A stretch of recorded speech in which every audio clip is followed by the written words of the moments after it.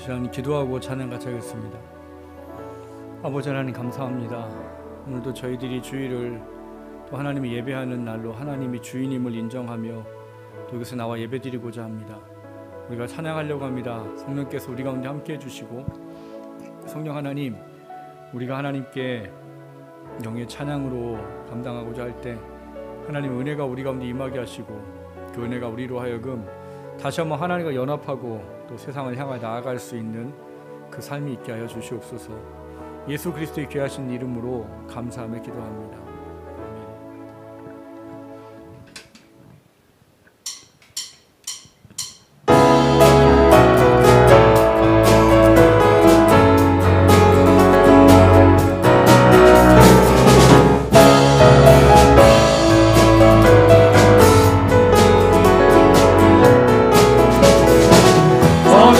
하면서도 심지 말라. 끝까지 참고 포기하지 말라. 마음 포기하고 용기 잃지 말라. 마침내 거두리라. 선을 행하면서도 심지 말라. 끝까지 참고 포기하지 말라. 마음 포기하고 용기 잃지 말라. 마침내 거두리라. 주님 나라 바라보며 세상 유혹을 이기리라. 주님 나라 기다리며 모든 절망 벗어던지리라. 나 주님 나라 꿈을 꾸며 나의 길 끝까지 충성하리. 나의 소망은 오직 저 하늘에.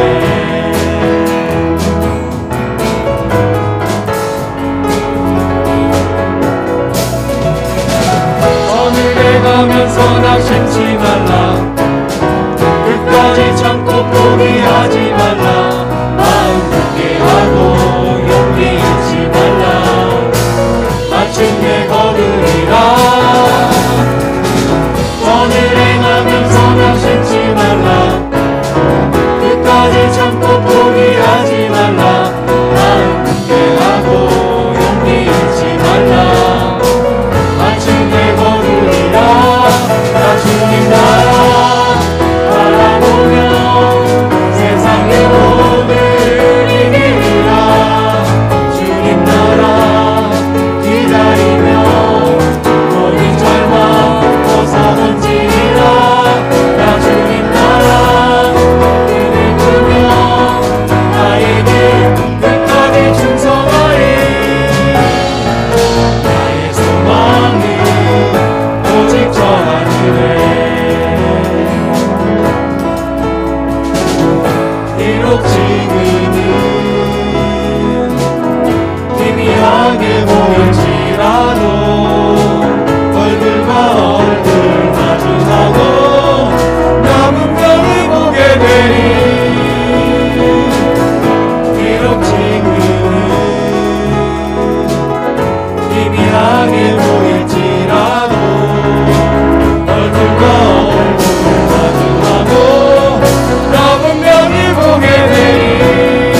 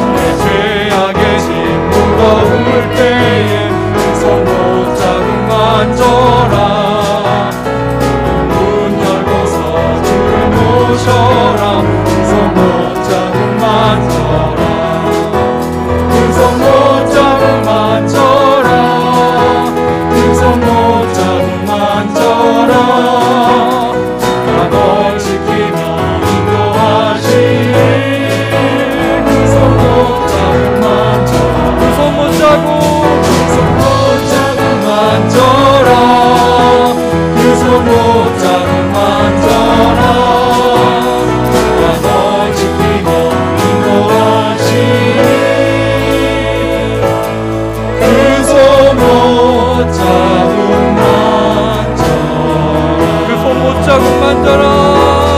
그 손 붙잡고 만져라. 그 손 붙잡고 만져라. 주가 널 지키며 인도하시니 그 손 붙잡고 못자국 만져라. 그 손 붙잡고 만져라. 그 손 붙잡고 만져라.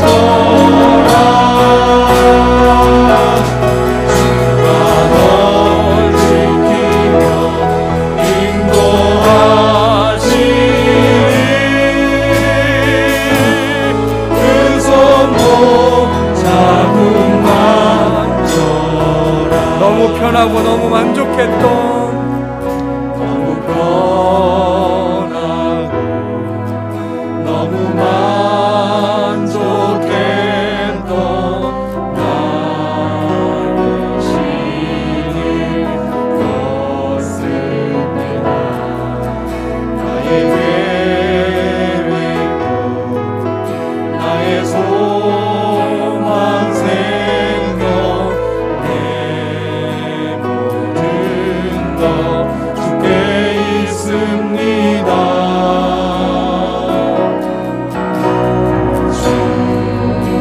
주께서 이루신 완전한 그 십자가 그가 바라봅니다. 주께서 이루신 이 사명 가지고 나 지금 이곳에 서 있도록 하시니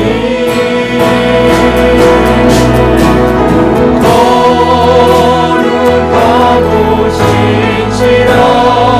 신실하게 순종의 삶 살아가리니 나의 영혼 찬양이 주 하나님 바라며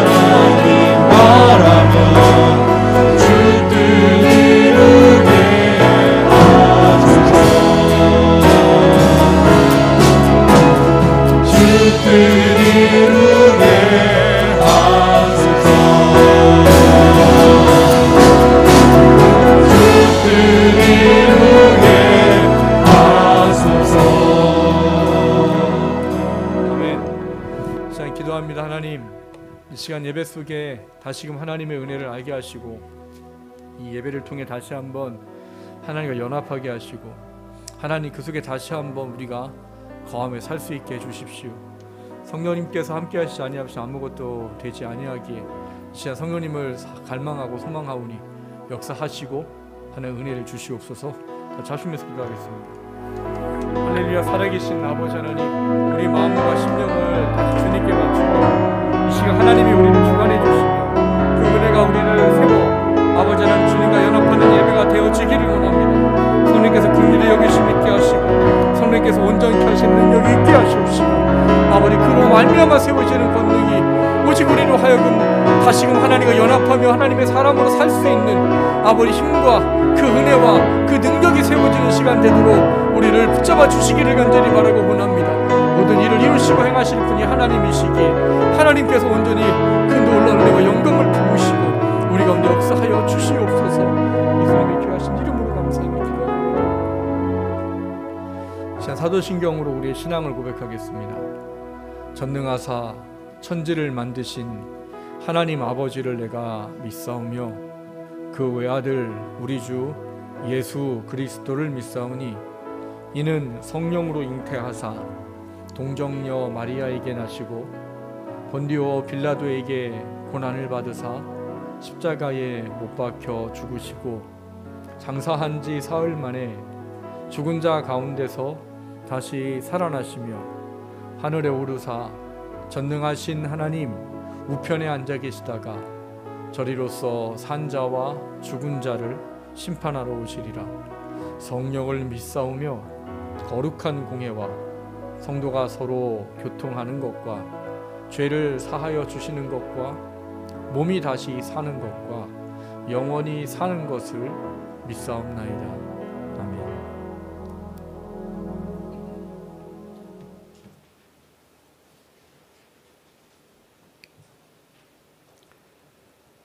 거룩하신 아버지, 은혜와 사랑을 감사합니다. 지나간 예배 일주일 동안을 주님께서 지켜주시고 오늘 거룩한 성일을 맞이해서 구원받은 하나님의 성도들이 아버지 앞에 나와 찬양하게 하시고 또한 아버지 앞에 예배 드리게 하심을 감사합니다. 거룩하신 아버지 하나님, 이 예배를 통해서 주님 영광 받아 주시옵소서. 오늘 주님 앞에 찾아온 모든 권속들 하나님께서 그의 심령 속에 성령으로 뜨겁게 역사하여 주시옵기만을 간절히 기도드리옵나이다. 하나님 앞에 기도드릴 때에 거룩한 주님 만나게 하시고 거룩한 주의 음성도 듣게 도와주시고 하나님의 은혜가 우리 심령 가운데 임하게 도와주시옵기만을 간절히 기도드리옵나이다.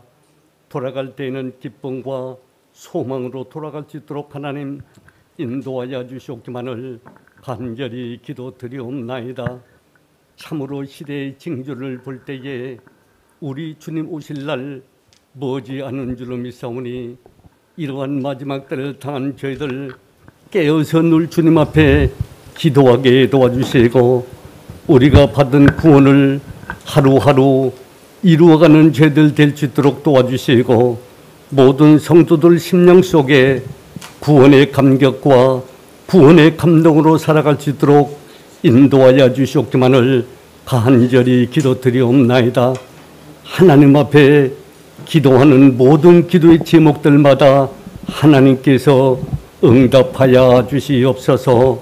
주님께서는 구하라 주실 것이요 찾으라 그러면 찾을 것이요 문을 두드리라 그러면 열릴 것이니라 주님 말씀하셨사오니 거룩하신 아버지 하나님 모든 성도들 기도 속에 하나님의 능력과 하나님의 역사가 나타날 수 있도록 도와주시옵소서. 또한 육체적으로 연약한 권속들 주님 기억하여 주시옵소서. 주님의 신유의 역사를 통해서 강건함을 허락해 주시옵기만을 간절히 기도드리옵나이다. 하나님께서는 건강도 또한 물질도 자녀도 너에게 잠시 맡긴 것이라고 주님 말씀하셨사오니 거룩하신 아버지 하나님 우리가 이 땅에 사는 동안 바울의 고백과 같이 먹든지 마시든지 하나님의 영광을 위해서 살아가는 저희들 되게 도와주시옵기만을 간절히 기도드리옵나이다. 거룩하신 아버지 특별히 꿈이 가득한 교회를 레포 신도시에 세워주시고 많은 영혼이 구원받기를 원하신 줄로 믿습니다. 거룩하신 아버지 먼저 믿는 저희들을 통해서 주님의 복음에 증인된 삶을 살게 도와주시옵소서. 또한 아버지 하나님 우리 교회가 초대교같이 성령 충만한 재단 성령 충만한 성도들이 다 되게 하여 주시어서 노이게 힘쓰게 하시고 기도에 힘쓰게 하시고 전도에 힘을 써서 날마다 구원받는 성도가 늘어갈 수 있도록 도와주시옵기만을 원하옵고 또한 우리 교회가 그 옛날 엘레의 재단에 성령의 불이 임하여서 재단과 재물을 태워주시는 것 같이 모든 성도들 심령 속에 성령으로 거듭나게 도와주시옵기만을 간절히 기도드리옵나이다. 몸된 재단 지키시는 주의 사자 성령 충만케 하여 주시옵소서. 능력을 7배나 더하여 주시옵소서. 말씀의 능력도 더하여 주시옵소서. 그래서 모든 성도들을 푸른 초장으로 잔잔한 시냇가로 인도하실 수 있도록 주님께서 힘과 능력을 허락해 주시고 우리는 이 강단에서 흘러나오는 말씀을 사람의 말로 받지 않게 도와주시고 하나님의 살아있는 생명의 말씀으로 받게 도와주시어서 그 옛날 베레아교회 성도들과 같이 모든 성도들 복의 복을 받게 도와주시옵소서.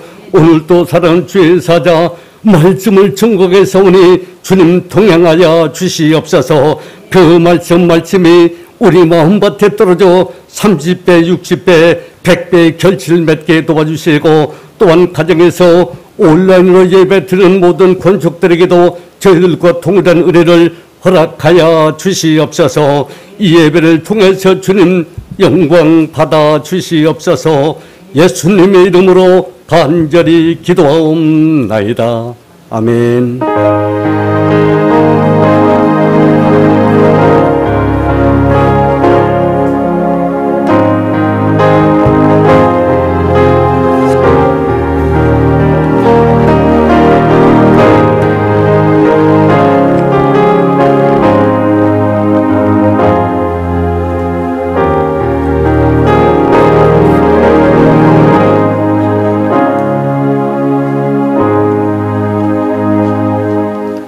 금일 헌금 특송은 현악 앙상블이 해주시겠습니다.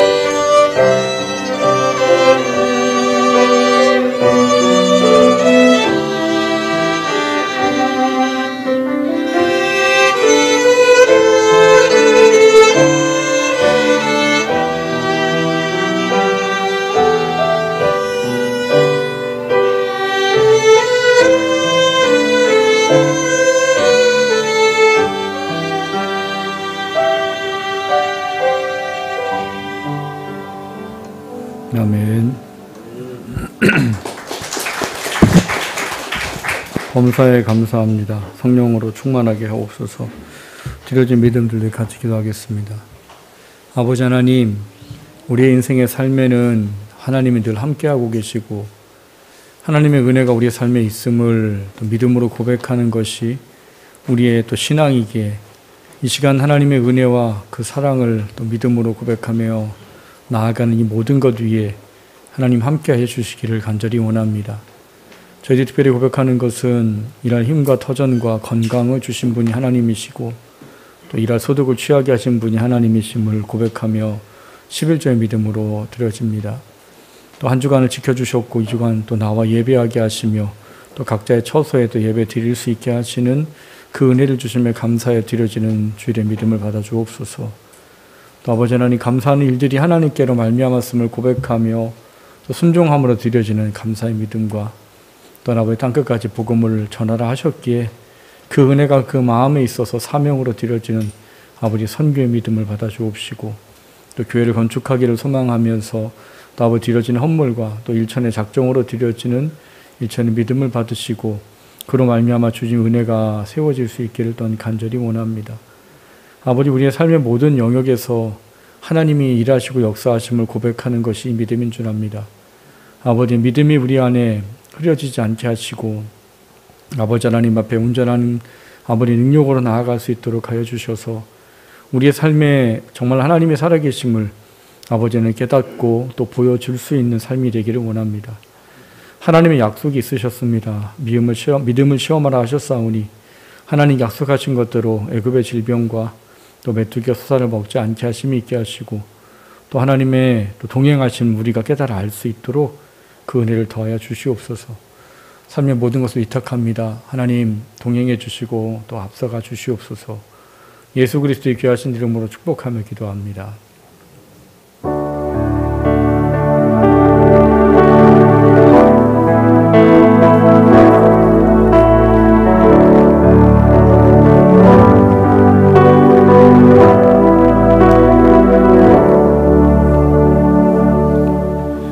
교회 소식 주보 뒷면을 참조하시면 되겠습니다.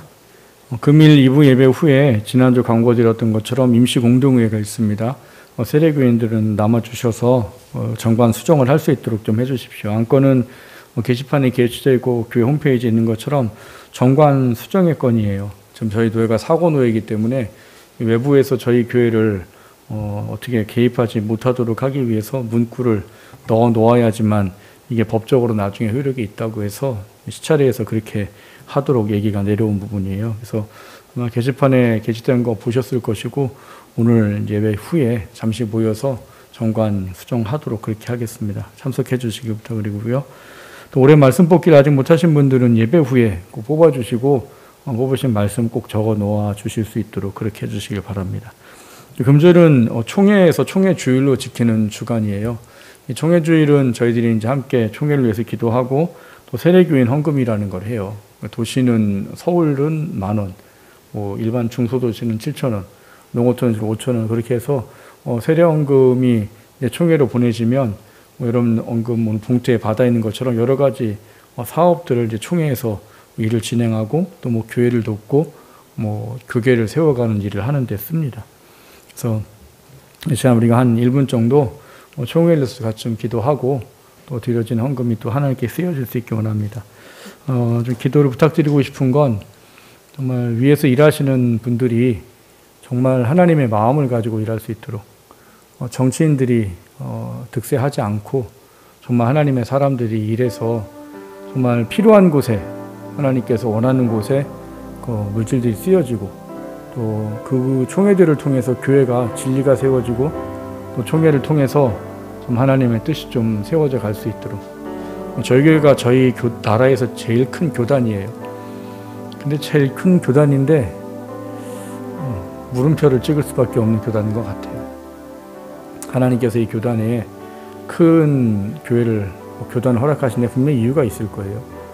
그 일을 좀 세상 가운데 이뤄갈 수 있는 교단이 좀 되게 해달라고 정말 하나님께서 뜻하시는 것을 좀 찾아갈 수 있는 그런 좀 교단 되도록 위해서 같이 한 믿음을 합심해서 기도하겠습니다. 살아계신 주님, 올해 저희가 총회 주간으로 이 주간을 보냅니다.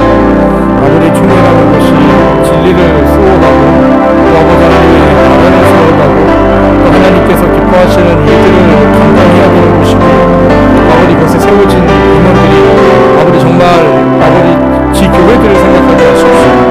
아버지 하나님의 나라를 확장하는 것에 마음을 져주게 하시고, 아버지 잘못된 정치나 잘못된 인간의 생각들이 아버지 악함으로 쫓아지 못하도록 하나님 역사하여 주시기를 간절히 바랍니다.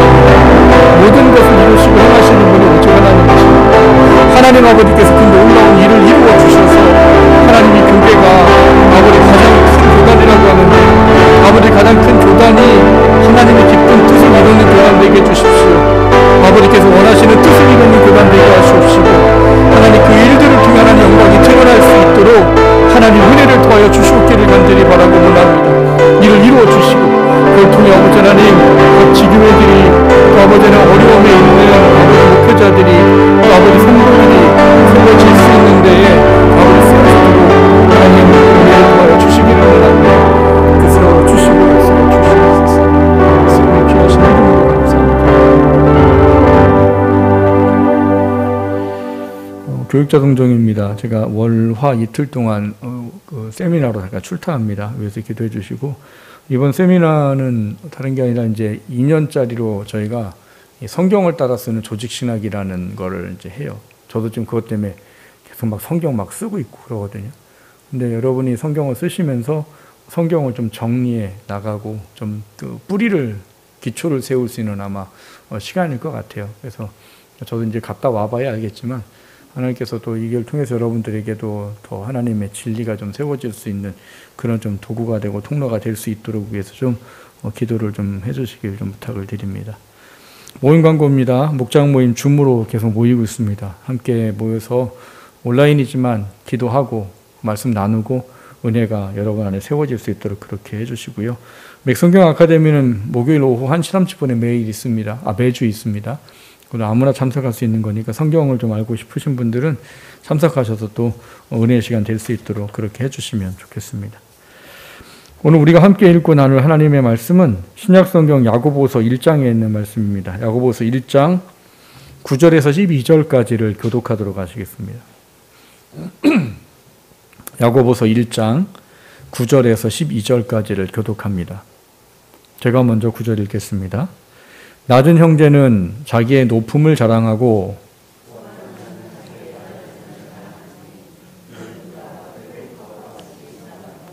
해가 돋고 뜨거운 바람이 불어 풀을 말리면 꽃이 떨어져 그 모양의 아름다움이 없어지나니 부한 자도 그 행하는 일에 이와 같이 쇠잔하리라. 시험을 참는 자는 복이 있나니 이는 시련을 견디어낸 자가 주께서 자기를 사랑하는 자들에게 약속하신 생명의 면류관을 얻을 것이기 때문이라. 아멘. 기도하겠습니다.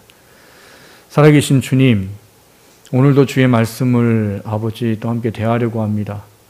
아버지, 이 땅에 그리스도인으로 부름받아서 영적 싸움에 늘 놓여있는 우리에게 아버지 영적 싸움의 실체를 알고 또 왜 영적 싸움을 해서 시련과 시험을 이겨내야 되는지 그 아버지 가장 중요한 이유와 그 아버지 하나님 목적을 깨달아 알게 하셔서 우리로 하여금 이 시대를 살면서 하나님 앞에 아버지 게으른 자가 되지 아니하고 하나님 앞에 또 신실하지 못한 자가 되지 않도록 정말 우리 자신을 위한 인생이 무엇인지를 깨달아 알아서 그 안에 살 수 있는 그 은혜가 있게 하여 주시옵소서. 말씀은 사람이 전합니다. 하지만 깨닫게 하시고 또 그것이 살아갈 능력이 되게 하시는 분은 오직 성령 하나님이십니다. 전하는 저도 듣는 성도님들도 그 은혜 가운데 세워져 살도록 역사하여 주시옵소서. 예수 그리스도의 귀하신 이름으로 감사하며 기도합니다. 오늘 우리가 함께 나누려고 하는 야고보서 이야기는 하나님의 지혜가 필요한 이유, 이런 부분들을 함께 살펴보려고 합니다.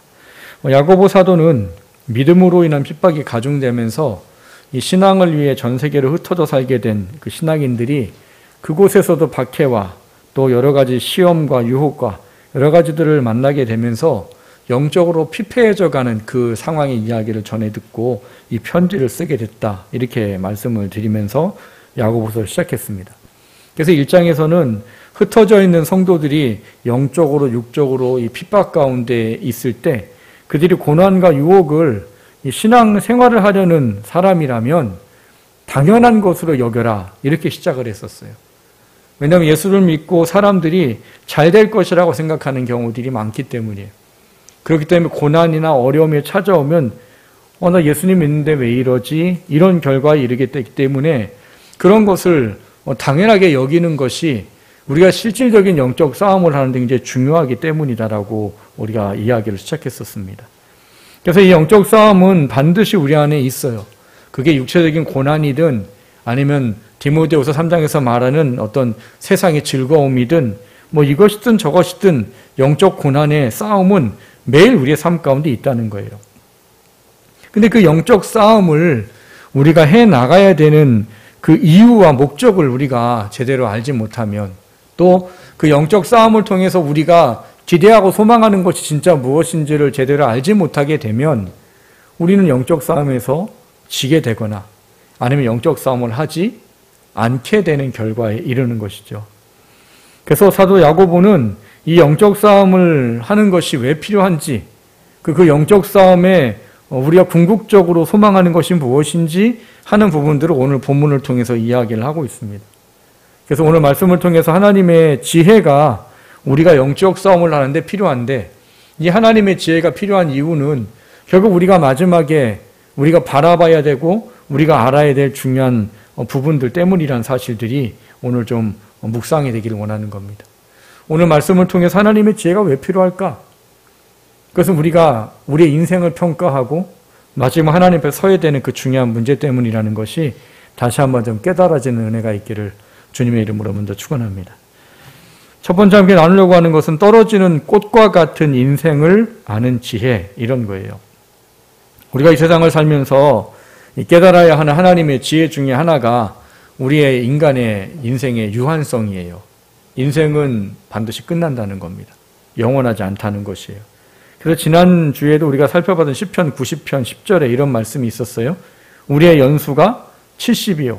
강건하면 80이라도 그 연수의 자랑은 수고와 슬픔뿐이요. 신속히 가니 우리가 날아가나이다. 이렇게 말했었단 말인 거죠. 지금 130시대의 인생을 얘기한다고 하지만 130을 살든 70을 80을 살든 아니면 시간이 더 지나면 200세를 살 수도 있겠지요. 하지만 200을 살든 70, 80을 살든 사람은 반드시 죽는다는 거예요. 창조주 아래 피조물은 반드시 인생이 끝난다는 거예요. 문제는 인생이 끝난다는 유한성에 대한 부분들을 우리가 알아야 하는 중요한 의미는 우리가 이 땅을 살면서 이 땅이 영원하지 않다라는 것을 알고 영원한 나라가 있다라는 걸 알아야 되는 중요한 문제 때문인 거예요. 근데 이것만 알아서는 안 되고 오늘 본문에는 또 하나 이 육신의 유한성에 대해서 중요한 또 하나의 교훈을 합니다. 그게 뭐냐면 우리 인생이 생각보다 참 짧다라는 사실인 거예요. 야고보서 4장 14절에 이런 말씀이 있어요. 내일 일을 너희가 알지 못하는도다. 너희 생명이 무엇이냐? 너희는 잠깐 보이다가 없어지는 안개니라 이렇게 말해요. 베드로전서 1장 24절에는 뭐라고 되어 있습니까? 모든 육체는 풀과 같고 그 모든 영광이 풀의 꽃과 같으니 그 풀은 마르고 꽃은 떨어지되 이렇게 말해요. 여기 나와 있는 유한성에 또 한 가지 더해지는 게 뭐예요? 금방 시들고 금방 끝난다예요. 그리고 금방 시들고 끝나는 것에는 영광이 존재하지 않는다예요. 이 땅에 있는 모든 것들은 아무리 그때는 영광스러워 보여도 죽음 이후에는 그 영광이 사람들에게 영향을 줄 수 있는 게 없다라고 가르칩니다. 성도님들에게 물어볼게요. 여러분들은 여러분의 인생이 어디서부터 어디까지라고 생각을 하세요? 여러분 인생은 어디서부터 어디까지예요? 대부분 태어나서 죽을 때까지라고 이해합니다. 그렇게 이해하는데 동의하시죠? 대부분 태어나서 죽을 때까지. 근데 아니에요. 우리 인생은 태어나서 영원까지예요. 이 인생의 중요성을 생각하지 못하고 자꾸 사람들은 분리해버려요. 육신은 육신의 인생대로 사는 거고 영혼은 영혼의 인생대로 사는 거고 그렇지 않아요. 우리의 인생은 태어나면서 하나님 앞에서는 영혼까지가 다 우리 인생이에요. 제가 이 이야기를 설명할 때 가장 잘 드리는 게 육신의 인생을 보면 똑같은 모습이 있어요. 여러분 우리가 한 70년, 80년 산다고 치시자고요. 여러분 70년, 80년 살 때 우리가 구분을 합니다. 뭘로 구분하냐? 미성년과 성년으로 구분을 해요. 그렇죠? 근데 미성년은 대부분 무슨 시간이에요? 학창 시절이라고 말해요. 옛날 말로 학창 시절. 요즘 생각하면 학생 시절인 거죠. 그리고 이제 성년은 이제 내가 진짜 내 인생을 살아가는 시기와 같은 시기로 이해한단 말이에요. 근데 여러분, 부모들이 참 재밌는 일을 해요. 부모들은 누구나 다 자녀들에게 공부하라고 말합니다. 열심히 하라고 말합니다. 뭔가 준비하라고 말합니다. 왜 그럴까요? 왜 그럴까요, 부모들은? 다 그런 안타까움이 있어요. 내가 이걸 그때 알았으면 내가 지금보다는 더 나은 삶을 살 수 있을 것인데, 이 생각을 누구나 대부분 합니다. 그러니까 우리는 인생을 겪어와 봤기 때문에 내가 학생 시절에 재미있게 놀고 행복했는지는 몰라요. 근데 그로 말미암아 내게 주어질 것들이 주어지지 않는 것을 보게 될 때 안타까움도 경험하는 거죠. 그러니까 대부분의 부모들이 자녀들에게 뭘 해요? 공부하라고. 왜? 내가 안 해봤더니 지금 이 모양이거든. 이런 개념인 거예요. 근데 여러분, 학생 아이들이 신분이 뭐고 너가 할 일이 뭐냐 그러면 아이들이 다 뭐라고 대답할까요? 100이면 100? 공부라고 말합니다. 학생의 신분이 뭐야? 학생이 뭘 해야 되는 거야? 그러면 공부하는 거예요. 근데 여러분에게 물어볼게요. 그거를 다 아는 아이들이 다 공부합니까? 다 공부 안 해요. 어떤 아이들만 공부를 할까요? 자기의 성년 이후의 시간에 대한 깨달음과 내가 그 시간의 어떤 중요성의 문제를 지금 이 시간을 어떻게 보내야 되는지를 깨달아 아는 사람만 공부합니다. 그거를 그대로 여러분 우리의 인생으로 옮겨오면 돼요. 하나님은 우리의 인생을 마치 이 육신의 인생을 뭐라고 말하느냐 하면 학창시절 같은 거라고 말해요. 뭐냐면 육신의 인생이 우리가 영원히 살아야 되는 인생에 얼마나 엄청난 영향을 미치는지를 깨달아 아는 게 지혜라는 거예요. 근데 사람들은 자꾸 분리해요. 육신은 육신대로 사는 거고 영혼은 그냥 영혼이 행복하게 사는 거고 이렇게 분리합니다. 하지만 여러분 성경을 명확하게 보셔야 되는 건 그렇게 설명하고 있지 않아요. 우리의 인생은 태어날 때부터 영원까지예요. 끝이 없어요. 그리고 이 영원이라는 시간이 마치 이 성년이 되어서 살아가는 시간이 진짜 인생인 것처럼 느끼듯이 우리가 살아가는 영혼의 시간이 진짜 우리 인생이에요. 여러분 생각해 보세요. 성년을 기준으로, 이 성년의 때를 이 기준으로 학생 시간은 몇 년이에요? 20년이죠, 20년. 20년 동안 준비를 하는 거예요. 뭐를? 나머지 인생을 살 시간을. 나머지 인생이 얼만데요? 성경대로 말하고 70이라고 80이라고 따집시다. 그러면 20년 빼면 몇 년이에요? 70이면 50년을 살아야 되는 거고 80이면 60년을 살아야 되는 거고요. 현대에 또 130세 얘기하면은 110년을 살아야 되는 거예요. 근데 20년의 시간을 가지고 나머지 인생이 어떻게 살지에 대한 이 중요성을 깨달아 알면 20년을 자기가 하고 싶은 만 하면서 보내지는 못할 거라는 것이죠. 하나님이 우리에게 주시는 지혜가 그런 겁니다. 우리 인생은 육신의 인생만이 아니에요. 우리 진짜 인생은 영원히 사는 게 진짜 인생이에요. 하나님 앞에 우리가 어떠한 존재로 살아갈지 영원한 인생이 진짜 우리 인생이라고. 근데 그 인생이 영원하다고 진짜라고 말하는 인생의 모든 것의 판가름은 우리 육신에 살아가는 동안의 것을 가지고 평가하신다고 말씀하셨기 때문이에요. 그렇기 때문에 우리가 지금에 살아가는 육신의 시간이 우리한테 굉장히 중요한 시간이어야 되는 거예요.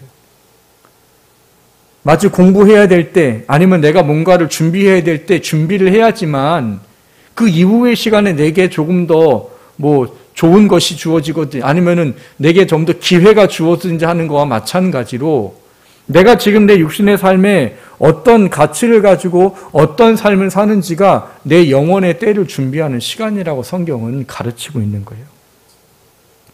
그런 중요한 문제를 오늘 이야기하면서 우리에게 두 존재를 가지고 그 이야기를 설명하고 있습니다. 하나님의 지혜를 가진 사람은 이 두 존재의 굉장히 중요성 의미를 가져야 된대요. 그 두 존재가 뭐냐? 9절에 보면은 낮은 형제라고 표현이 되어 있고요. 10절에는 부한자 이렇게 두 존재로 구분을 합니다.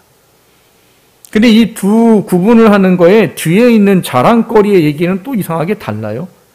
낮은 형제는 뭘 하래요? 자기의 높음을 자랑하고 부한자는 자기의 낮아짐을 자랑해라 이렇게 말해요. 그럼 이게 과연 어떤 존재인 거냐는 거지요. 사람을 분류하는 데는 여러 가지 방법이 있을 수 있어요. 그렇죠? 어떤 거를 설명하기 위해서 어떤 존재를 분류하는 거니까요. 소위 말하면 남자로 여자를 분류할 수도 있잖아요. 그리고 아니면 잘생겼냐 못생겼냐를 분류할 수도 있고 능력이 있냐 없냐를 분류할 수도 있고 나이가 많냐 적냐를 분류할 수도 있어요. 근데 그 분류하는 이유는 뭔가를 설명하고 뭔가를 이해하도록 하기 위해서 분류하는 거예요. 근데 여기는 뭐랑 뭐라고 분류했어요? 낮은 형제와 부한 자. 두 개가 뭔가 비교하기 위한 거란 말이에요. 그럼 낮은 형제는 도대체 뭐냐는 거예요. 이 낮은 자, 낮은이라는 개념의 의미는 원래 그 원문의 성경에 보면은 비참한, 가난한 이런 개념의 의미로 사용된 단어입니다. 그러니까 어떤 사람이라는 거예요. 지금 삶이 육신적으로 가난하거나 비참하거나 어려운 사람, 그 사람을 얘기하고 있는 거예요. 근데 왜 성경은 낮고 가난하고 비천한 사람을 뭐라고 자랑하라고 얘기하는 거예요? 자기의 높음을 자랑하래요. 여러분 세상의 가치와 개념으로 생각해 보십시오. 이게 말이 될까요? 돈이 없어요. 근데 난 돈이 없어요. 나는 신분적으로 별 신분이 아니에요. 난 별로 신분이 없거든요. 이러면서 자랑해요? 당신 대통령이야? 나 평민이야. 이게 자랑이 돼요? 당신 부자야? 나 가난해. 이게 자랑이 돼요? 세상의 개념으로는 자랑이 되지 않잖아요. 근데 왜 하나님은 그렇게 썼을까요? 가난하고 비천하고 낮은데 너는 너의 높음을 자랑해라. 우리 하나님은 이상한 개념을 항상 가지고 계세요? 맞습니다. 세상의 개념으로 따지면 이상한 개념이지요. 근데 여기는 낮은 자가 실질적으로 누구냐예요. 야고보서 1장은 다 연결되어 있는 성경이에요. 이 낮은 자는 1장 1절에 우리가 살펴봤던 하나님과 주 예수 그리스도의 종 야고보는 흩어져 있는 12지파에게 무난하노라고 말한 이 흩어져 있는 사람이에요. 지난주에 헬라어로 좀 어려운 말로 얘기했잖아요. 디아스포라 이렇게 얘기했단 말이에요. 근데 이 사람들이 왜 흩어졌다고 했습니까? 신앙의 자유와 믿음 때문에 이 예루살렘의 박해가 심해지니까 사방팔방으로 다 흩어져 버렸단 말이에요. 근데 사방팔방으로 흩어져 사는 것이 이 사람들에게 어떤 의미인지를 생각을 해봐야 되는 거예요. 물론 예루살렘에도 어렵게 살았던 사람이 있을 수도 있어요. 하지만 그런 사람도 있을 수 있는 거거든요. 자기 땅이 있고 집이 있고 자기 사업도 있고 뭔가 갖춰져 있는 그런 삶을 사는 사람도 있었을 거예요. 근데 그 사람이 신앙과 믿음을 지키겠다고 그것을 다 버리고 어딘가로 알지도 못하고 연고지도 없는 그런 곳에 가서 새로운 삶을 시작하는 거예요.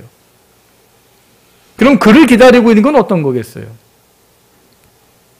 그러겠어요? 그 사람이 어디 갔더니 신앙과 믿음을 지키러 오셨군요. 자, 여기 땅을 드릴 테니까 땅을 줘서 여기 집을 줄 테니까 여기 집에서 사시고 신앙생활 열심히 하십시오. 이런 데가 있어요? 없어요. 왜냐하면 그때 당시는 로마가 기독교를 박해하던 시대이기 때문에 그들이 가는 대부분의 그 장소는 다 로마의 지배 영 아래에 있어요. 그렇기 때문에 신앙생활 자체는 예루살렘보단 덜할지는 몰라도 여지없이 거기도 쉬운 건 아니에요. 그리고 유대인들이 다 흩어져 살고 있었습니다. 유대인들은 더더군다나 기독교인을 핍박했어요. 그러니까 자기네들이 이 예루살렘에 너무 박해가 심하니까 사방팔방 흩어졌지만 그들이 흩어진 곳에서 그들을 기다리고 있는 건 낮은 삶인 거예요. 근데 여러분, 이게 중요한 거예요. 이 사람이 낮은 삶들을 스스로 선택해서 갔다는 사실인 거예요. 물론 박해가 심해서이긴 하지요. 타의적인 모습으로 흩어지긴 하겠지만 이 사람들이 그럴 수도 있잖아요. 그냥 예수님 믿는 거 숨기고 그냥 거기 살면 되잖아요. 그럼 뭐 어려울 필요 없고 고난받을 필요 없는 거잖아요. 하나님은 그 얘기를 하시는 거예요. 너가 나를 믿고 온전한 신앙을 지키겠다고 너가 너에게 주어진 것들을 내려놓고 다른 곳에 가서 지금 네가 낮은 자로 산다면 너는 나한테 높은 자야. 그게 오늘 여기 있는 구절의 이야기예요. 단지 그냥 겸손하고 낮으면 하나님이 높이십니다. 이 이야기 아니에요. 10절에 있는 것도 교만하니까 하나님께서 뭐 낮아져야 됩니다. 그런 세상적 얘기가 아니라고요. 신앙과 믿음을 지키기 위해 육신의 것들을 버릴 수 있는 힘을 가졌다면 너는 나한테 최고야. 그게 이 이야기예요. 반면에 10절은 무슨 얘기를 합니까?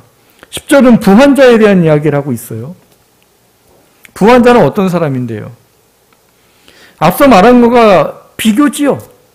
낮은 자와 비교하고 있는 이야기란 말이에요. 그러면 이 부자는 어떤 것을 얘기하고 있는 거예요? 낮아짐을 자랑해라라고 말해요. 낮아짐을. 물론 거기에는 두 가지 의미를 좀 생각해 볼 필요가 있습니다. 하나는 오늘 본문에서 이야기하고자 하는 부분과 우리의 교훈적인 부분에 대한 또 한 가지의 두 가지를 좀 이야기할 수 있어요. 근데 여기서 제일 중요한 것은 이 낮은 자, 신앙과 믿음을 지키기 위해서 자기의 육신에 유익한 것을 버릴 수 있는 힘을 가졌던 사람, 이 사람과 다르게 비교가 된 부자라면 이 사람은 어떤 사람이겠어요? 지금 당장의 평안함과 지금 당장의 육신의 유익함을 위해서 신앙과 믿음의 것들을 뒤로 밀어놓은 사람이 되겠죠. 이것에 대해서 예수님께서 하신 중요한 말씀이 있습니다. 마태복음 19장 23절, 24절이 있는데요. 그 말씀을 좀 같이 읽어볼게요. 마태복음 19장 23절, 24절에 이런 말씀이 같이 있습니다. 예수께서 제자들에게 이르시되 내가 진실로 너희에게 이르노니 부자는 천국에 들어가기가 어려우니라. 다시 너희에게 말하노니 낙타가 바늘귀로 들어가는 것이 부자가 하나님의 나라에 들어가는 것보다 쉬우니라 하시니 이렇게 말해요. 이 말씀 잘 알고 계시죠? 근데 이 말씀을 어떤 사건 다음에 했다는 사실을 이해하면 이 말씀이 더 잘 이해가 되실 겁니다. 이 마태복음 19장 앞에는 어떤 이야기가 있는가 하면요. 어떤 한 청년이 예수님을 찾아와서 질문을 해요. 선생님, 내가 무슨 선한 일을 하여야 영생을 얻겠습니까? 그러니까 이 사람은 영생을 얻고 싶은 마음이 갈망이 컸던 거예요, 이 청년은요. 그래서 예수님이 저런 교훈적인 얘기를 많이 하시니까 와서 물은 거예요. 어떻게, 어떤 선한 일을 해야 내가 영생을 얻겠습니까?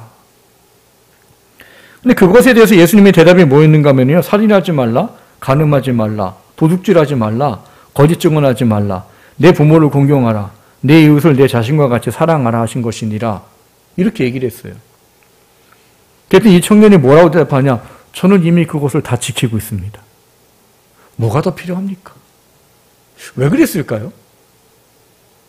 아마 이거를 다 지켜봤는데 자기 마음속에 뭔가 좀 죄송하지만 껄쩍지근한 거죠. 뭔가 좀 부족한 것 같고 나 이거 다 지키고 있는데 뭔가 좀 필요한 것 같고 그래서 예수님을 찾아왔단 말이에요. 예수님이 그 청년의 이야기에 마태복음 19장 21절에 이렇게 말합니다. 예수께서 이르시되 내가 온전하고자 할진대 가서 내 소유를 팔아 가난한 자들에게 주라. 그리하면 하늘에 보화가 내게 있으리라. 그리고 와서 나를 따르라. 뭘 하란 얘기예요? 내 제자가 되라. 네가 정말 어떤 율법에 대한 부분들에 진짜 영광, 영생을 얻는 것을 원한다면 이 세상 것에 마음 주지 말고 너 내 제자가 되라. 답을 가르쳐 주셨어요. 근데 22절에 뭐라고 되어 있냐면 그 청년이 재물이 많음으로 이 말씀을 듣고 근심하여 가니라. 그리고 그 뒤에 여러분이 알고 있는 말씀이 있는 거예요. 부자가 하늘나라 가기가 얼마나 어렵든지 낙타가 바늘길을 통과하는 것보다도 더 어려우니라. 이 말이 있는 거란 말이에요. 여러분 이 말씀을 왜 하셨을까요? 뭐 부자는 천국 못 간다는 얘기예요? 아니거든요. 부한 것에 마음을 맞춘 사람은 하나님의 나라가 소망되지 않는다는 거예요. 잘. 그러니까 내게 주어져 있는 것에 대한 부분들이 내 인생의 목적이 되어져 버리게 되면 하나님께서 원하시는 것에 내 마음이 맞춰지기가 쉽지 않다는 거예요. 마치 누구처럼요? 이 부자 청년처럼. 그래서 오늘 본문에 비교하고 있는 게 그런 거예요. 야, 부한 자는 낮아짐을 자랑해야 된다. 그게 무슨 말이겠어요?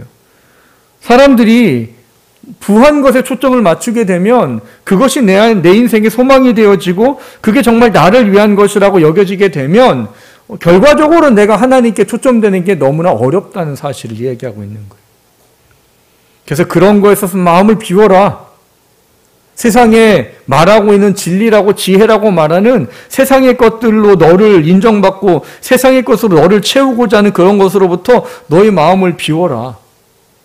그리고 낮은 자가 되라. 그것에 대해선 그게 하나님의 가르쳐주는 지혜예요. 근데 이 두 가지를 이야기하면서 우리에게 중요한 것을 또 한 가지 말하고 있는 게 있어요. 그게 오늘 본문의 11절, 12절이에요. 이 두 존재를 비교하면서 해주고자 하는 궁극적인 목적은 11절, 12절이에요. 11절에는 뭐라고 되어 있습니까? 사람이 뭐와 같대요? 사람이 풀과 꽃과 같다라고 표현해요. 근데 풀과 꽃은 아까 말씀드렸던 성경 두 구절에 있는 이야기와 같은 이야기인 거죠. 인생이 어떻다는 거예요? 짧고, 그리고 거기서 소유하고자 하는 영광은 사람에게 영원하지 않다예요. 그래서 그것들이 어떻게 된다는 거예요? 사람을 책임져 줄 수 없다는 거예요. 그래서 12절에 우리에게 소망해야 될 것의 중요한 부분들을 이야기하고 있는 겁니다. 그러니까 오늘 이 중요한 이야기를 왜 하는가 하면 히브리서 9장 27절에 보면은 한 번 죽는 것은 사람에게 정한 것이요 그 후에는 심판이 있기 때문이라는 거예요. 심판은 두 가지가 있다는 걸 알아야 된다고도 말씀드립니다. 예수를 믿었느냐 믿지 않느냐로 천국 갈 거냐 지옥 갈 거냐의 심판이 있어요. 그런데 예수를 믿고 구원받은 사람들이 또 한 번 하나님 앞에 평가를 받아요. 이 땅을 어떻게 살았는지를. 그 중요한 문제 때문에 오늘 이 야고보서 이 중요한 이야기를 하고 있는 거예요. 하나님의 믿음과 신앙을 위해 스스로 미천한 자, 가난한 자, 낮은 자가 되어 있느냐, 아니면 이 세상이 정말 나를 위한 거라고 생각을 하고 이 세상에 초점을 맞추고 내 인생을 살아가고 있느냐, 이것을 분별할 수 있는 힘과 능력이 필요하다라는 거예요. 여러분은 어떤 게 정말 우리를 위한 인생입니까? 앞서 말씀드렸죠. 육신은 고작 많이 살아야 130년이에요.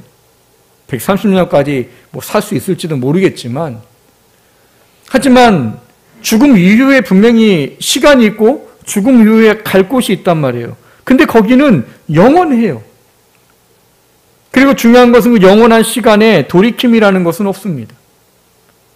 근데 영원한 시간에 우리가 어떤 존재일지에 대한 부분들은 결국은 이 세상 살아가는 동안을 통해서 평가를 하시겠다는 거예요. 그래서 우리에게 이사야서 40장 6절에서 8절에 이 인생에 대한 묵상에 대한 이야기를 써놓습니다. 같이 읽습니다. 말하는 자의 소리여 이르되 외치라. 대답하되 내가 무엇이라 외치리이까 하니 이르되 모든 육체는 풀이요 그의 모든 아름다움은 들의 꽃과 같으니 풀은 마르고 꽃이 시듬은 여호와의 기운이 그 위에 불미라. 이 백성은 실로 풀이로다. 풀은 마르고 꽃은 시드나 우리 하나님의 말씀은 영원히 서리라. 베드로전서 1장 24절 25절도 같이 있습니다. 그러므로 모든 육체는 풀과 같고 그 모든 영광의 풀은 꽃과 같으니 풀은 마르고 꽃은 떨어지되 오직 주의 말씀은 세세토록 있도다 하였으니 너희에게 전한 복음이 곧 이 말씀이라. 여기 재밌는 게 있어요. 인생의 유한함과 인생의 짧음을 이야기하면서 풀, 꽃 이런 얘기를 해요. 육체는 풀과 꽃과 같다는 거예요. 시들 없어지고 그리고 이 땅에 있는 영광이 하나님 앞에 가서 그대로 주어지거나 유지되지 않는다는 거예요. 근데 그러면서 언급을 하고 있는 게 뭐냐 하면 하나님의 말씀이에요. 두 구절 다 하나님의 말씀을 얘기하고 있단 말이에요. 아니 육체가 들의 풀과 같고 꽃과 같고 금방 없어질 거고서 그 땅에 주어졌던 것은 마르고 시들어버리면 아무것도 아니라고 말하면서 우리에게 뭘 말하냐? 하나님의 말씀은 영원하다. 주의 말씀은 세세토록 있다. 왜 이거를 갖다 꽂아놨을까요? 여러분, 하나님 앞에 가서 평가받는 모든 것은 하나님 말씀대로밖에 되지 않습니다. 이 세상의 가치와 이 세상의 생각과 이 세상의 소망이 하나님 나라 가서 우리를 책임져 줄 수 없다는 거예요. 우리가 하나님 앞에 가서 인정받아야 되는 것은 모든 것은 영원토록 세세무궁한 하나님 말씀대로 우리 인생이 평가되어지고 그 하나님 말씀의 기준으로 우리가 하나님께 인정받게 된다라고 가르쳐주고 있는 거예요. 여러분, 그게 하나님의 우리가 깨달아 알기를 원하는 지혜예요. 이 세상을 살지만 우리가 지금 어디에 내 삶의 목적과 소원을 두고 사냐는 것이죠. 나는 무엇을 위해서 그렇게 애쓰고 노력하고 살고 있고 나는 정말 무엇을 내게 유익하다고 여기며 살고 있냐는 거예요. 사랑하는 성도 여러분, 왜 하나님이 인생이 짧다는 것과 그 짧은 인생을 어떤 의미에서 중요하게 여기라고 하는지 다시 한번 깊이 묵상하셔야 됩니다. 우린 이 땅 살다가 끝나는 인생이 아니에요. 그리고 이 땅 사는 것이 영혼을 책임진다는 사실에 깊은 묵상이 필요한 겁니다. 그 고민들이 다시 한번 있어지기를 주님의 이름으로 축원합니다. 두 번째로 나누고자 하는 것은 지혜로만 얻는 면류관이에요. 우리가 이 삶을 육신이 전부가 아니고 하나님의 영원한 그 앞에서가 정말 우리의 인생이라는 걸 알게 되고 그리고 하나님의 영원한 인생이 하나님의 말씀대로 판결되어지고 하나님의 말씀대로 평가되어진다는 이 중요한 것을 알게 될 때 우리가 소망해야 될 것에 우리가 경건하게 살기 원하는 이 하나님의 지혜를 소유하는 그 이유와 목적을 12절에서 정리를 해놓고 있습니다. 12절을 좀 같이 읽습니다. 시험을 참는 자는 복이 있나니 이는 시련을 견뎌낸 자가 주께서 자기를 사랑하는 자들에게 약속하신 생명의 면류관을 얻을 것이기 때문이라 이렇게 말해요. 근데 야고보서를 사람들이 잘못 이해한다고 늘 얘기하죠. 야고보서의 표현들, 번역본의 표현들 때문에 사람들이 믿는 것만으로는 안 되고 하나님 말씀에 순종해야 구원받는다. 이거를 자꾸 야고보에서 끄집어내요. 그 중에 하나의 구절도 이겁니다. 여기 보면 뭐라고 써 있어요? 시험을 참는 자는 복이 있나니 시련을 견뎌내니까 주께서 자기를 사랑하는 자들에게 약속하신 생명의 면류관을 얻을 것이니 이렇게 말해요. 그러니까 이 생명의 면류관이라는 단어 때문에 생명의 면류관은 뭐다? 구원. 그러니까 어떻게? 하나님 말씀에 순종해야 구원받는 거다. 이렇게 말해요. 근데 여러분 이거 원문을 잘못 번역해 놓은 거예요. 잘못이라고 표현하기는 좀 애매하고요. 더 중요한, 더 바른 표현법이 좀 필요합니다. 여기서 말하는 이 생명의 면류관이라는 단어의 원래 원어의 뜻은 뭐냐면요. 생명이 있는이에요. 생명이 있는. 살아있는 이런 거예요. 그러니까 생명의 면류관, 그 면류관 자체가 생명을 주는 것이다의 개념이 아니고요. 우리가 받게 되는 면류관은 죽지 아니하고 썩지 아니하는 살아있는 면류관이다라는 그런 얘기예요. 우리가 받는 면류관이. 우리가 받는 면류관이 썩지 아니하고 죽지 않은 살아있는 면류관이라는 얘기지 그게 우리에게 생명을 주는 면류관이라는 얘기가 아니라고요. 그러니까 우리에게 생명의 면류관이라고 번역을 해놓다 보니까 원문이 원래 말하는 건 이 면류관은 살아있는 면류관이다라는 이야기인데 그 면류관이 생명을 주는 거로 우리는 좀 잘못 이해하고 있는 경우들이 있는 거예요. 오늘 본문에서 말하고 있는 것은 그런 거예요. 여기서 말하고 있는 우리가 하나님 앞에 살아있는 면류관을 받는 게 그래서 앞에 있는 구절과 비교가 되는 겁니다. 11절에 뭐가 돼 있었어요? 해가 돋고 뜨거운 바람이 불어 풀이 말리우면 꽃이 떨어져 그 모양의 아름다움이 없어지나니 이 이야기예요. 뭐요? 이 세상이 전부인 줄 알았고 이 세상이 최고인 줄 알았고 이 세상에서 성공하고 이 세상에서 부자가 되고 이 세상에 유명한 것이 진짜인 줄 알고 그것을 위해서 살았는데 그건 어떻게 된다고요? 죽는 순간 우리에게 아무것도 아니라는 거예요. 그게 우리가 하나님 앞에 가서 영광과 면류관이 되지 않는다고요. 근데 우리가 하나님의 뜻과 하나님의 나라를 알고 그렇기 때문에 하나님 앞에 서는 그 중요성 때문에 시험을 참고 그리고 시련을 이겨낸 사람에게는 이 썩어지고 없어지고 퇴색되어지는 그런 게 아닌 영원히 살아서 우리 안에 있는 그 면류관이 주어진다는 이야기를 말하고 있는 거예요. 그 두 개를 비교하고 있는 거라고 이 본문이. 시련을 참고 시험을 이기면 생명은 구원을 주시겠다 그 얘기가 아니라고요. 두 가지를 비교를 하시라는 얘기인 거예요. 11절의 세상의 면류관 영광과 하나님 나라의 면류관과 영광을 어떻게 취하는지를 비교하고 있는 이야기예요. 그래서 여기 보면은 중요한 얘기를 합니다. 12절에 보면 시험을 참는 자는 뭐가 있어요? 복이 있나니예요. 복이 있나니. 근데 여기 성경에서 말하고 있는 이 복이라는 단어는 헬라 시대의 사람들이 일반적으로 쓰는 단어예요. 마카리오이라는 단어예요. 근데 마카리오스라고 쓰는 이 단어가 어떤 의미냐면요. 세상의 1차원적인 어떤 행복이 아니라 고차원적인 어떤 깨달음에 대한 어떤 그거를 이야기할 때 이 마카리오이를 씁니다. 그런 일화가 있죠. 전 세계의 3분의 1을 차지했던 알렉산더가 인도를 이제 점령하려고 가다가 어느 이제 유명한 철학자가 있는 마을에 들르게 돼요. 그래서 그 철학자에게 우리나라에 와서 재상이 좀 되어달라고. 좀 지혜를 가르쳐 준 사람이 되어달라고. 그럼 여러분 세상의 지혜를 갖고 따지면 어떻게 해야 되겠어요? 기회는 이때인 거죠. 황제시여, 제가 당신을 따라가서 정말 당신의 나라에 지혜를 가르치고 정말 당신의 나라를 잘 세우도록 그렇게 하겠습니다. 그게 세상의 지혜예요. 뭐를 받은 거예요? 높아질 수 있고 유명해질 수 있고 그런 간택을 받은 거잖아요. 근데 이 사람이 뭐라고 그래요? 비키시오. 햇빛을 가리지 마시오. 나에겐 지금 이 햇볕이 더 중요하니까 저리 가라고. 그러면서 알렉산더에게 무슨 얘기를 하냐면요. 당신이 지금 가는 그 길이 정말 당신에게 유익한 건지 돌아보시오. 이렇게 말합니다. 근데 참 안타까운 일이 벌어지는 거죠. 그 인도에 정복을 하러 간 그때 이제 어떻게 됩니까? 알렉산더가 풍토병에 걸려서 와서 31살의 나이로 세상을 떠나게 됩니다. 근데 그때 알렉산더가 신하들에게 뭘 요구했어요? 관에다가 구멍을 내서 내 손 2개가 사람들에게 보이도록 그렇게 좀 장례를 치러달라고 했어요. 왜 그렇게 장례를 치러달라고 했어요? 전 세계 3분의 1을 차지했어요. 죽었잖아요. 근데 어떻게 간다고요? 빈손으로 간다고요. 알렉산더가 깨달은 게 그거였어요.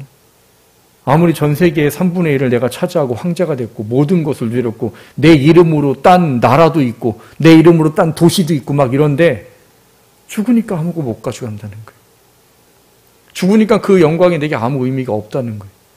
그거를 사람들에게 보이라고 두 손에 구멍을 뚫어가지고 보이라고 했다는 거예요. 거기서 말하는 게 이 복이라는 단어예요. 세상 사람들이 추구하고 세상 사람들이 원하는 복이 아니라 사상과 이념과 생각으로 이 세상의 것에 움직이지 아니하는 어떤 그 지고지순한 어떤 깨달음을 가진 거를 마카리오스라고 말해요. 이게 마태복음 5장에 있는 이야기거든요. 마태복음 5장에 우리가 팔복에 대한 이야기가 있잖아요. 거기에 복에 대한 이야기가 마카리오스예요. 근데 거기도 여러분이 보면 재밌잖아요. 세상이 말하는 복이 아니잖아요. 심령이 가난한데 왜 복이 있어요? 애통한데 왜 복이 있냐고요. 하나님의 이름으로 핍박을 잡는 게 그게 왜 복이냐고요. 세상의 개념으로는 그건 복이 아니에요. 근데 하나님도 그걸 복이라고 말씀하세요. 왜? 그것이 너로 하여금 천국을 얻게 하고, 그것이 너로 하여금 하나님의 아들이라 일컬음받게 하고, 그것이 너로 하여금 하나님의 영광 가운데 서게 하고, 그것이 너로 하여금 천국의 소유된 자가 되도록 한다라고 가르치고 있는 것이죠. 여러분, 이 세상의 모든 것은요, 죽으면 끝입니다. 여러분이 그렇게 모았던 돈, 여러분이 그렇게 높아지려고 했던 어떤 명예, 여러분이 취했던 수많은 인기, 뭐 그런 것이 설사 주어졌다 하더라도 그것이 여러분을 하나님 앞에서 영광의 존재로 나타내지는 못해요. 우리가 하나님의 영광의 존재로 나타날 수 있는 방법은 단 한 가지예요. 오직 신앙과 믿음으로 하나님 말씀에 따라 이 세상을 이기는 믿음을 가진 사람이라는 거예요. 그게 하나님이 원하는 우리의 영광이에요. 그래서 에베소서 2장 8절 9절에 이렇게 써 있습니다. 너희는 그 은혜에 의하여 믿음으로 말미암아 구원을 받았으니 이것은 너희에게서 난 것이 아니요 하나님의 선물이라. 행에서 난 것이 아니 이는 누구든지 자랑하지 못하게 합니다. 우리가 구원받고 우리가 하나님 앞에 서는 것에는 우리의 육신의 것을 할 수 있는 것이 아무것도 없다예요. 우리가 뭔가를 해서 우리가 원하는 것대로의 하나님의 영광을 드러낼 수 있는 것은 없다는 거예요. 오직 우리가 하나님 앞에 썩지 아니하고 살아있는 영광의 면류관을 취할 수 있는 방법은 영원한 하나님의 말씀대로 이 땅의 것에 마음을 두는 것이 아니라 하나님 나라의 소망을 두고 이 시험과 시련을 참고 견디어 이겨내가는 영적 싸움을 하는 이들에게 주어지는 영광이라는 거예요. 그래서 오늘 본문의 12절에 보면 하나님을 사랑하는 자에게 약속된 이라고 말하는 겁니다. 여러분, 우리가 신앙생활하면서 경건의 삶을 살고자 하고 우리가 왜 시험과 시련을 이겨내면서 영적 싸움을 하려고 하느냐? 우리가 하나님 앞에 이 썩지 아니하는 살아있는 영광의 면류관을 취하기 위함이라는 거예요. 그거를 깨닫는 것이 뭐라는 거예요? 그것을 깨닫는 것이 하나님의 지혜를 가지고 우리의 인생을 살아가는 방법이라는 거예요. 여러분, 이런 부분에서 우리에게 가장 중요한 교훈을 줄 수 있는 한 사람이 있습니다. 누구냐면 솔로몬이라는 사람이에요. 여러분, 솔로몬은 세상의 가치를 보면 최고의 삶을 사는 사람이에요. 왕이었죠. 그가 있는 동안은요, 물질의 부족함이 없었어요. 얼마나 풍족했든지 은을 돌처럼 여겼다라고 말하는 시대를 살았으니까요. 그리고 얼마나 똑똑했어요. 주변의 사람들이 그 솔로몬의 지혜를 한번 듣겠다고 온갖 보물을 싸가지고 와갖고 솔로몬에게 묻던 그런 사람이었어요. 또 그랬기만 했어요. 얼마나 이 짜릿하고 쾌감적인 삶을 사는 게 얼마나 좋았든지 어떻게 하면 짜릿하게 살까? 이걸로 해서 연구를 했던 사람이에요. 그래서 포도나무 밭을 엄청나게 크게 심었대잖아요. 그럼 참 재밌는 거예요. 왜 쾌락을 누리고 쾌락을 연구하기 위해서 포도나무를 심어요? 쾌락은 알딸딸한 데서 옵니다. 이 알딸딸이 쾌락으로 이끄는 지름길이에요. 그러니까 사람들이 어떻게 해요? 세상 사람들은 밥 먹고 2차 술 마시고 3차 알딸딸로 가는 거예요. 그리고 그게 잘 사는 인생이라고 말해요. 그게 진짜 인생이지? 이렇게 말해요. 솔로몬은 그 모든 것을 다 했습니다. 근데 그가 노년에 하나님께서 깨달음을 주셔서 쓰게 한 책이 전도서예요. 근데 전도서에서 솔로몬이 자기 인생을 평가하는데 어떻게 평가합니까? 헛되고 헛되며 헛되며 헛되니 모든 것이 헛되도다. 성경은 2번만 반복해도 강조라고 말해요. 근데 몇 번을 강조했어요? 잠깐만요, 5번 강조했어요. 근데 왜 그러느냐? 지금 여기 12장에는 7, 8절의 이야기 때문에 그 이야기라는 거예요. 12장 7, 8절 같이 읽습니다. 흙은 여전히 땅으로 돌아가고 영은 그것을 주신 하나님께로 돌아가기 전에 기억하라. 전도자가 이르되 헛되고 헛되도다. 모든 것이 헛되도다. 무슨 말이에요? 사람은 반드시 죽고 몸은 썩어진다요. 근데 그게 끝이 아니더라는 거죠. 영은 하나님께로 돌아간다예요. 그 하나님 앞에 돌아가서 뭘 하게 되는데요? 심판을 받는다는 거예요. 근데 자기는 하나님 앞에 가서 받을 심판에 대한 생각을 깨닫지 못하고 살았어요. 이 땅이 전부인 줄 알고 살았다고요.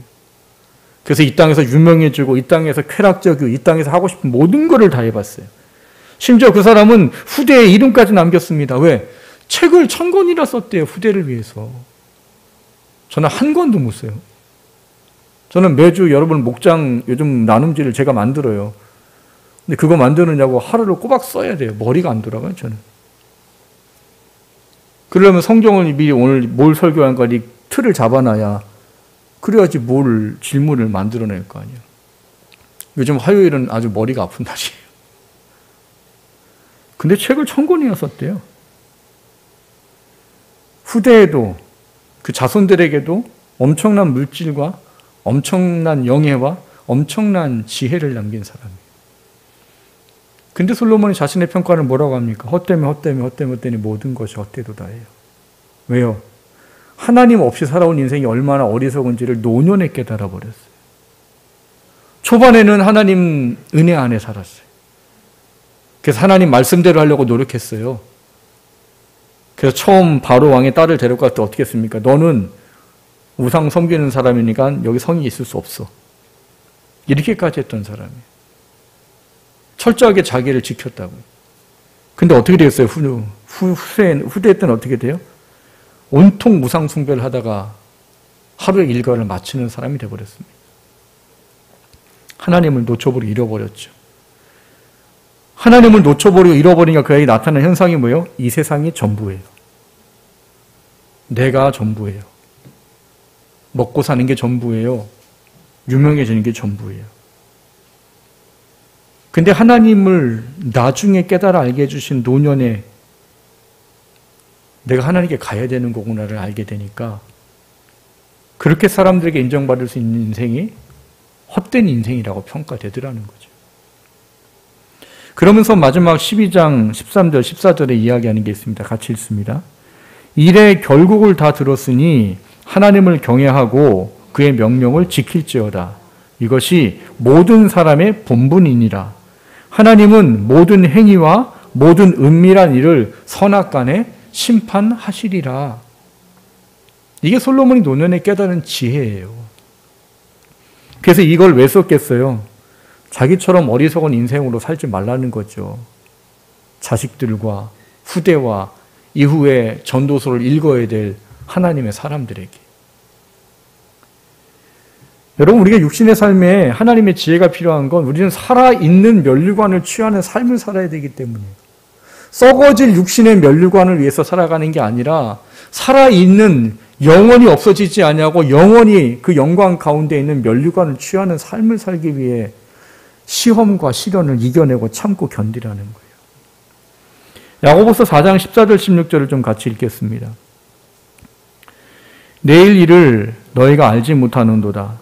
너희 생명이 무엇이냐? 너희는 잠깐 보이다가 없어지는 안개니라. 너희가 도리어 말하기를 주의 뜻이면 우리가 살기도 하고 이것이나 저것을 하리라 할 것이거늘 이제도 너희가 허탄한 자랑을 하니 그러한 자랑은 다 악한 것이라. 여러분, 인생이 뭐래요? 잠깐 보이다 없어지는 안개 같대요. 그렇기 때문에 우리가 취해야 될 것은 뭐래요? 우리가 주의 뜻이면 살고 주님이 이것을 하라면 하고 저것을 하면 하는 그런 인생을 살아야 된다는 거예요. 근데 그런 인생 안 한다고 어떤 삶을 살았대요? 허탄한 자랑을 하는 인생이 되어버렸다는 거예요. 근데 그 허탄한 자랑은 다 하나님 앞에 뭐래요? 악한 것이라고 인정받게 된다는 것이죠. 고린도전서 9장 23절 25절을 같이 읽습니다. 내가 복음을 위하여 모든 것을 행함은 복음에 참여하고자 함이라. 운동장에서 다름질하는 자들이 다 달릴지라도 오직 상을 받는 사람은 한 사람인 줄을 너희가 알지 못하느냐. 너희도 상을 받도록 이와 같이 다름질하라. 이 길을 다투는 자마다 모든 일에 절제하나니 그들은 썩을 승리자의 관을 얻고자 하되 우리는 썩지 아니할 것을 얻고자 하노라. 우리는 썩지 않는 살아있는 면류관을 취해야 할 사람이요. 그 삶을 살아야 된대요. 그러려면 우리에게 필요한 게 뭐예요? 이기기를 다투는 자마다 모든 일에 절제하나니에요. 하나님의 말씀으로 내 삶에 사탄이 주는 유혹과 시험을 뭐 하라고요? 통제하고 절제하는 삶이 필요하다는 거예요. 마지막 디모데후서 4장 7, 8절을 좀 같이 읽겠습니다. 같이 읽습니다. 나는 선한 싸움을 싸우고 나의 달려갈 길을 마치고 믿음을 지켰으니 이제 후로는 나를 위하여 의의 면류관이 예비되었으므로 주 곧 의로우신 재판장이 그날에 내게 주실 것이며 내게만 아니라 주의 나타나심을 사모하는 모든 자에게 도니라. 여러분, 우리가 이런 고백을 할 수 있기를 주님의 이름으로 축원합니다. 우리가 어떤 가치관을 갖고 사는지, 나는 정말 무엇이 내 안의 소망으로 지금 이 육신의 인생을 살고 있는지, 나는 정말 말씀대로 평가하는 하나님 앞에 설 때 정말 그분이 오실 것을 사모하기 때문에 내 삶에 살아있는 면류관을 위해서 사탄의 유혹과 시험을 인내하고 견뎌내고 그리고 그것을 싸워 이기고자 하는 그런 삶을 살고 있는지, 그것이 우리에게 좀 돌아봐야 된다는 것이죠. 여러분, 인생은 분명히 끝납니다. 그리고 여러분 다 예수님 믿고 구원받은 사람이잖아요. 다 하나님 앞에 가서 여러분 인생을 하나님 말씀대로 평가를 받게 되실 거예요. 뭐가 정말 우리를 위한 건지 한번 고민하십시오. 하나님 말씀대로 평가하신다잖아요.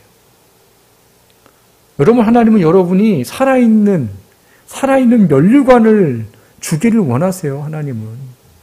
여러분의 하나님을 바라보면서 이 시험과 시련을 싸워 이겨내면서 비록 힘들고 어렵지만 정말 하나님 앞에 서는 것을 소망하면서 절제하고 싸워 이겨 승리하고 왔을 때 그 면류관을 주기를 원하시고 기다리고 계시다고요. 그분을 바라보십시오. 하나 썩어지고 없어지고 인생 끝나면 빈손으로 간다라고 말하는 이 썩어질 것이 정말 나를 위한 것인 줄로 생각하는 것이 아니라 정말 나를 위한 게 무엇인가? 하나님의 지혜를 소유하셔야 됩니다. 하나님 앞에 서는 것이 지혜예요. 그 하나님께 섰을 때 하나님께 어떤 것을 취하고 어떤 것을 받아야 되는 것을 깨닫는 게 지혜예요. 그 지혜로 우리의 삶을 다시 한번 묵상하고 우리에게 소망이 생겼으면 좋겠습니다. 사도 바울처럼 나의 달려갈 길을 다 마쳤고 나에게는 의의 면류관이 예배되었나니, 이 기쁨이 우리의 기쁨이 됐으면 좋겠어요. 그 소망 때문에 이 땅을 어떻게 살아갈까를 분별할 수 있는 지혜를 소유하는 저와 여러분 되시기를 주님의 이름으로 축원합니다. 말씀을 생각하며 기도합니다. 하나님, 내가 하나님 앞에 어떤 인생을 살지를, 정말 나를 위한 인생이 무엇인지를 다시 한번 좀 묵상하고 돌아볼 수 있게 해주십시오. 하나님의 지혜가 소유되지 않으면 이 땅이 전부이고 이 땅에 잘 먹고 잘 사는 게 그게 복이고 이 땅에서 인정받고 이 땅에서 유명해지고 그게 진짜 인생이라고 생각하며 살 수밖에 없다고 합니다. 솔로몬이 교훈이 되게 해주십시오. 참 멋지게 살은 사람, 후대에 인정받는 사람, 안 믿는 사람도 지혜의 왕이라고 말하는 그런 사람.